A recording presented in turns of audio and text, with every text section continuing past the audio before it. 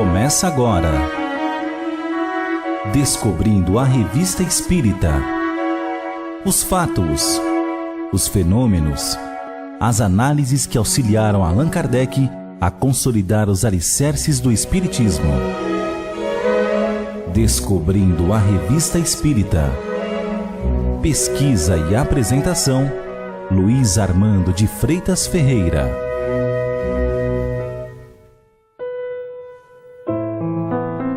Na pauta do número de junho de 1868 da Revista Espírita, Allan Kardec desenvolve interessante comentário sobre a ligação das criações fluídicas do que ele chama de fotografia do pensamento.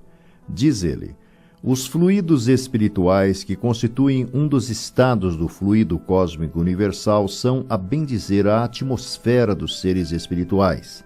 São o elemento onde eles colhem os materiais com que operam.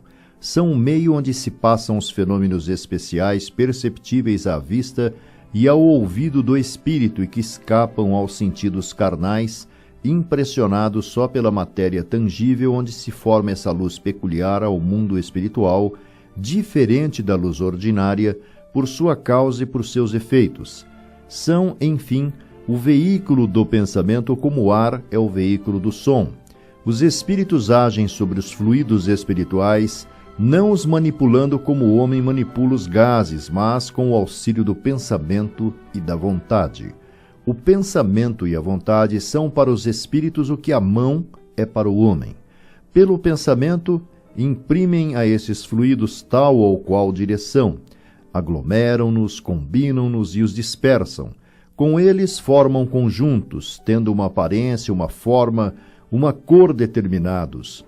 Mudam as suas propriedades como o químico muda as dos gases e de outros corpos, combinando-os segundo certas leis.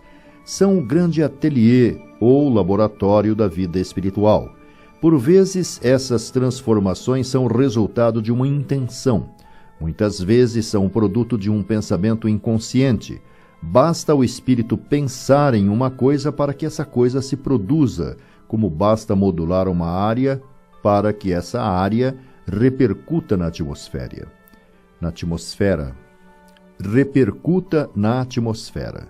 É assim, por exemplo, que um espírito se apresenta à vista de um encarnado dotado de visão psíquica sob a aparência que tinha quando vivo, na época em que o conheceram, embora posteriormente possa ter tido várias encarnações.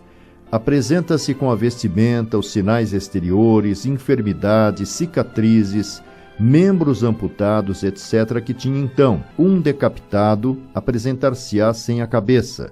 Isto não quer dizer que tenha conservado esta aparência.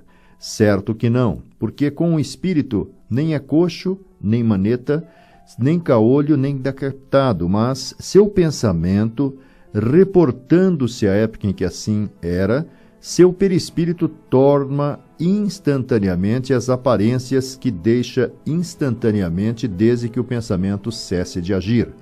Se, pois, uma vez foi negro e outra branco, apresentar-se-á como negro ou como branco, conforme aquela das duas encarnações, sob a qual for invocado e à qual se reportará seu pensamento. Por um efeito análogo, o pensamento do espírito cria fluidicamente os objetos de que tinha o hábito de se servir. Um avarento manejará o ouro, um militar terá suas armas e o seu uniforme, um fumante o seu cachimbo, um trabalhador a sua charrua e os bois, uma velha a sua roca.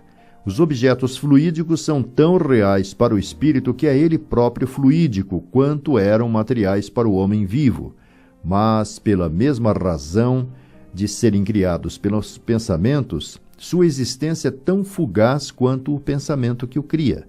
Sendo os fluidos o veículo do pensamento, trazem-nos o pensamento como o ar mostra o som. Pode-se, pois, dizer-se com toda a verdade que há nesses fluidos ondas e raios de pensamento que se cruzam sem confundirem-se, como há no ar ondas e vibrações sonoras. Como se vê, é uma ordem de fatos inteiramente novos que se passam fora do mundo tangível e constituem-se, assim se pode dizer, a física e a química especiais do mundo invisível.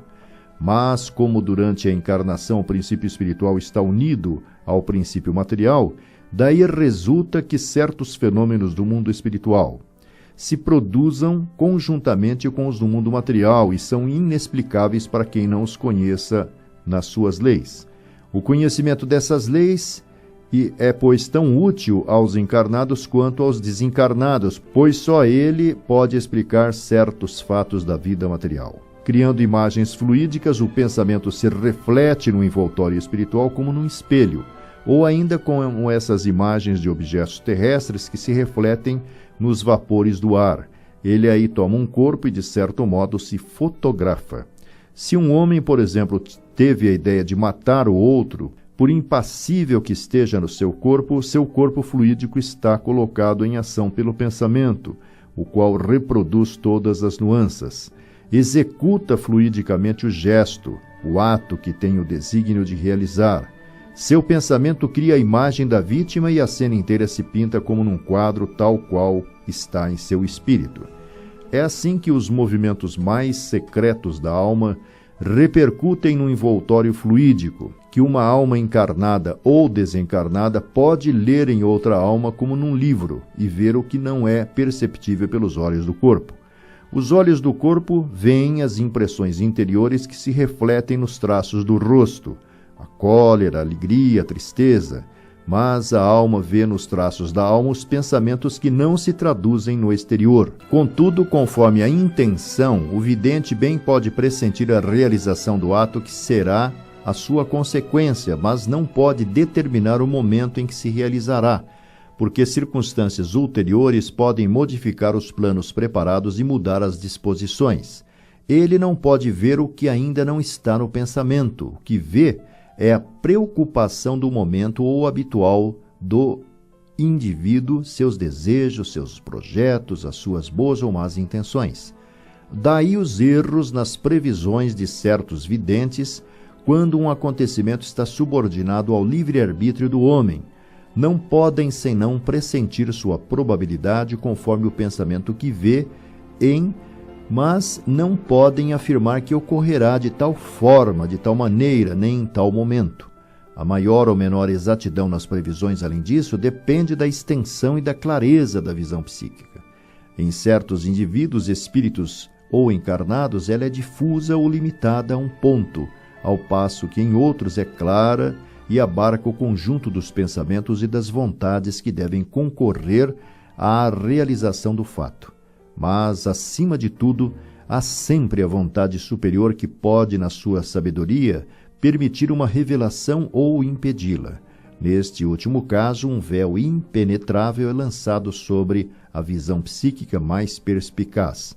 A teoria das criações fluídicas e, por consequência, da fotografia do pensamento é uma conquista do espiritismo moderno e, de agora em diante, pode ser considerada como adquirida em princípio, salvo as aplicações de detalhe que são resultado da observação. Esse fenômeno é incontestavelmente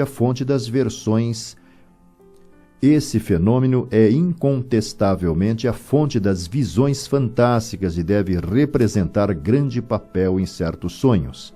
Pensamos que aí pode ser encontrada a explicação da mediunidade pelo copo d'água. Desde que o objeto que se vê não pode estar no copo, a água deve fazer o papel de um espelho, que reflete a imagem criada pelo pensamento do espírito. Essa imagem pode ser a reprodução de uma coisa real, como a de uma criação de fantasia. Em todo caso, o copo d'água não é senão um meio de a reproduzir, mas não é único.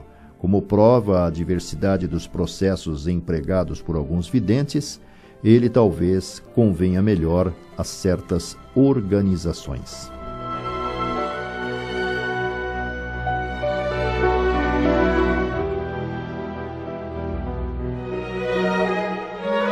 Você ouviu